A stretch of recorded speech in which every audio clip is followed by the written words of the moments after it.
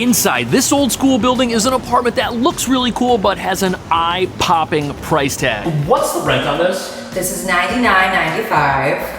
Now, when I heard how expensive this place was, I immediately hopped on my phone to see what other apartments like this were on the market. And much to my surprise, I guess this is the only apartment. Everything's brand new, no one's ever lived here, and guess what? We also have laundry. The one thing. This is the one thing everybody wants. Also, one-bedroom apartments in this building rent for $49,000 to $5,000 a month, but this place has 3 bedrooms and 2 bathrooms, giving it a per-person cost of around $3,300 a month. It's the cheapest place to live. And that's why we're here, to find out how a place that's almost $10,000 a month could be the most affordable one in this part of town. How is that possible? Well, first of all, we're in beautiful Brooklyn Heights, a charming little neighborhood right by the Brooklyn Bridge and just a few minutes away from downtown Brooklyn. The building's over there, and you know the street's gonna be quiet because right here we got a church. Over here we have the local cleaners, which is next to the local art gallery. Let's see what passes for art these days. That's a nice picture. Someone's gonna buy that. And on this corner, we have the local cafe and brunch spot. And there's a candy store for your late night Ben & Jerry's cravings, which now cost $8.50 each.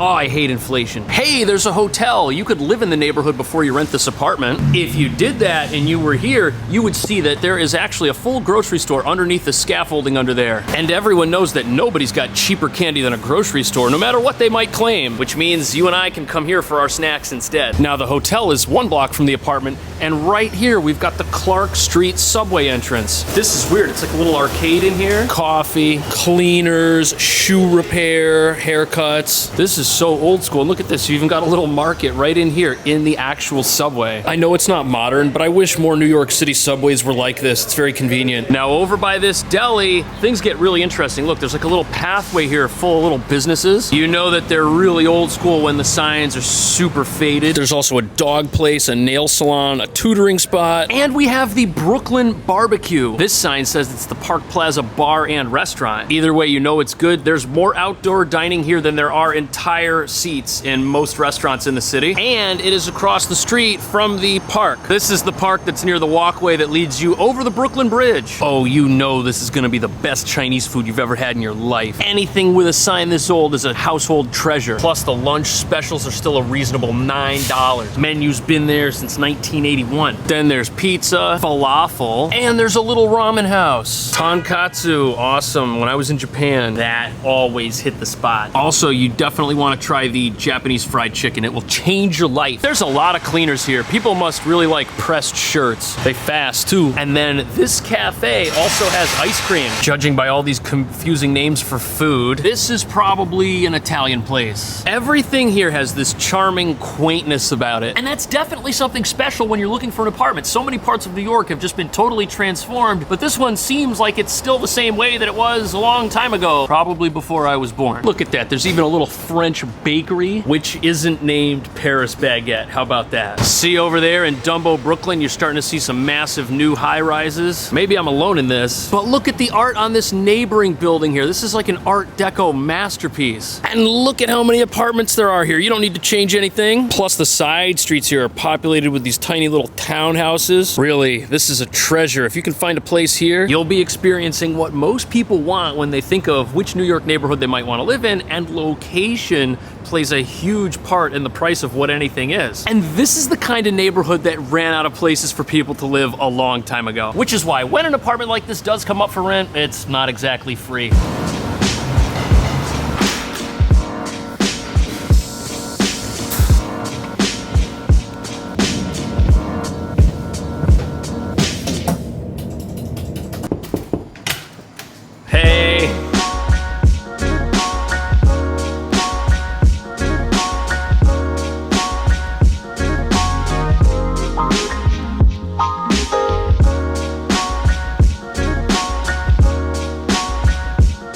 Now I'm here with Natasha. This is her listing. What's the rent on this? This is $99.95, 3 beds, 2 baths. And how many other apartments are down here in the basement? Is this the only one? This is the only basement unit that we have. All to yourself, nice beautiful outdoor space. Very, very quiet. I like the fact that it feels like a small house. Everything's brand new, no one's ever lived here, and guess what? We also have laundry. The one thing. This is the one thing everybody wants. not to have to leave and clean your clothes. Who wouldn't want double washer dryer in their unit all to themselves? Whoever owns the cleaners.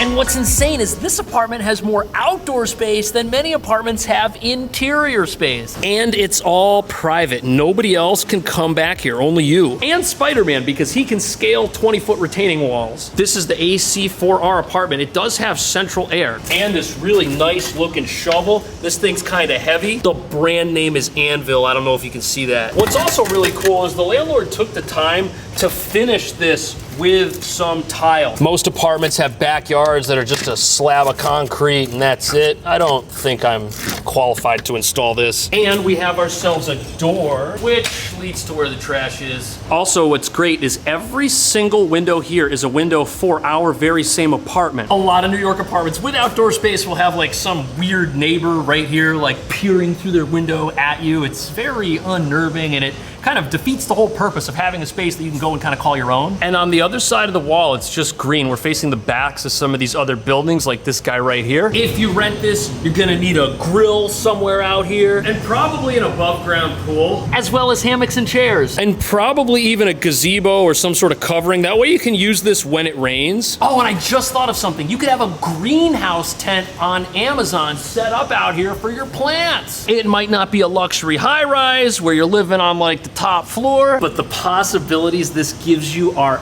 endless.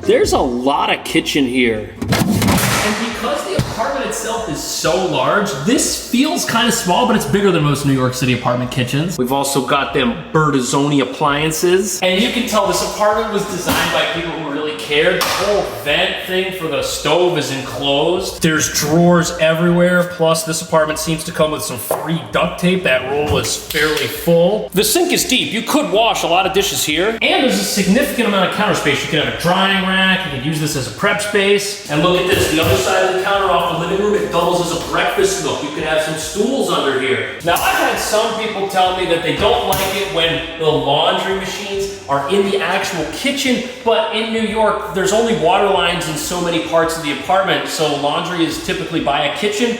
Next to the front door, we have ourselves a coat closet. Looks pretty extensive, shelves go all the way up. And then around the corner from this closet, you have the common space, which is pretty big. The window that we have here faces the backyard. You could use this as a serving window if you have food and you want to give it to your guests right outside. And look at this, the windowsill here is very large. You could have plants, you could use it as like a little work from home or something. Very functional, dual purpose, I would say. And what's also great is we've got this column. Now it's structural, so you can't remove it, but it kind of divides the living area from where you might have stools and gives you a nice separation. Stools over here, couch over here. The couch that you do have could go in several places because we've got a lot of walls. But if you want your TV to go somewhere, mounting it on this wall, probably the best idea. And look at that, right behind this bedroom door, we've got ourselves an outlet. This door also does not collide with the wall because it has a door stopper. Personally, I would go with a big L-shaped couch in this corner. I don't think you're gonna need a kitchen table. Just use the breakfast bar and put a coffee table right here. If you do that, this place is gonna feel nice and open, and people that have to move from that room through the apartment, they're not gonna bump into anything. This hallway is gonna have traffic. All the bedrooms and one of the bathrooms are off of it, including the main bathroom, which is actually pretty nice.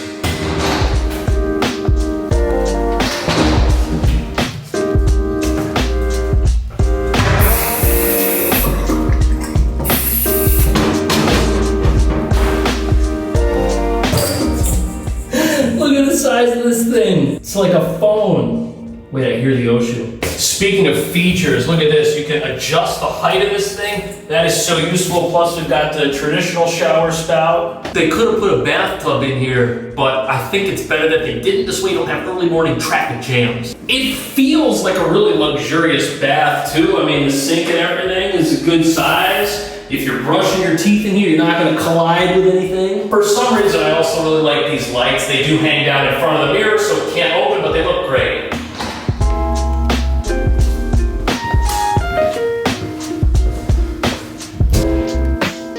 Oh, that is an awesome closet. Look at lights up, and there's 1, 2, 3 places to hang stuff. Now you'll notice that this bedroom, it doesn't really have a whole bunch of windows. That's the one. If you're friends with LeBron James, he can go up there and put like a little plant or something in there. As far as where your bed goes, you could put it over here if it's a twin, but if you have something bigger than that, it's probably gonna go in this corner, or it's gonna be lined up straight away here if it's like a queen and you wanna have end tables. The great thing is every corner of this room has outlets, so it's gonna be easy to set up. And both the bedroom and the living room have remotes for these split unit heaters and air conditioners. There's also a dimmer switch in here, so you can make it really romantic if you want. Look at that.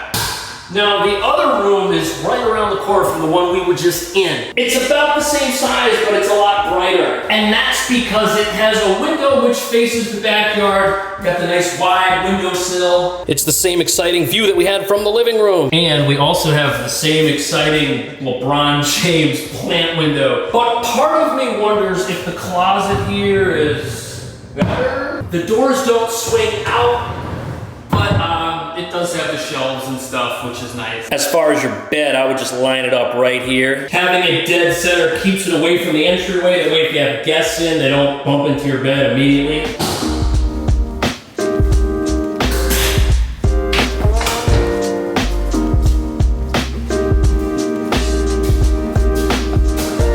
Everyone's gonna say this is the best bedroom. And that's probably because it has the largest window. Look, you don't even need a bed. You can just sit up in here and hang out. This is pretty cool. Same deal here as the other windows, backyard view, no street noise, very quiet. But the game-changing feature here is actually what is around the corner. In here you have like a walk-in closet, and then you have this.